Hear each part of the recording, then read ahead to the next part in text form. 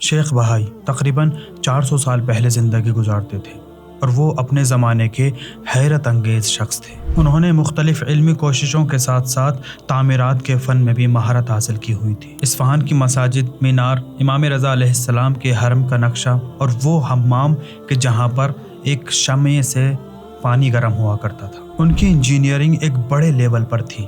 لیکن سوال یہ پیدا ہوتا ہے کہ انہوں نے اپنے اس علم کو منتقل کیوں نہیں کیا؟ بعض لوگ کہتے ہیں کہ شیخ بہائی ان علوم کا کسی کو اہل نہیں سمجھتے تھے، یا شاید وہ اس بات سے ڈرتے تھے کہ اگر یہ علوم کسی دوسرے کے ہاتھ لگ جائے جو دشمن ہو تو وہ اس کا غلط فائدہ اٹھا سکتا ہے۔ جیسے کہا جاتا ہے کہ آئنسٹائن کو بھی افسوس ہوا تھا کہ جب اس کی ایجادات کو لوگوں کے خلاف لایا گیا تھا۔ شیخ بہائی رحمۃ اللہ علیہ کی یہ شاندار خدمات شاہ عباس صفوی کو بہت پسند آتی تھیں، اور اس نے ایک دن عرض کیا کہ میں آپ کی ان خدمات کے بدلے آپ کو انعام دینا چاہتا ہوں۔ شیخ بہائی نے فرمایا کہ کیا آپ میرے ساتھ ایک معاملہ کرنا چاہتے ہیں؟ شاہ عباس صفوی نے کہا جو کچھ آپ چاہیں میں کرنے کے لیے تیار ہوں۔ وہیں شیخ بہائی نے کہا کہ ایک دن میں آپ کی سواری پر سوار رہوں گا اور آپ میرے ساتھ پیدل چلیں گے۔ شاہ عباس نے اسے قبول کر لیا۔ شیخ بہائی کا مقصد طاقت کی نمائش یا فخر کرنا نہیں تھا، بلکہ شیخ بہائی یہ دکھانا چاہتے تھے کہ کوئی بھی انسان کتنے بھی بلند مرتبے پہ کیوں نہ ہو، آخرکار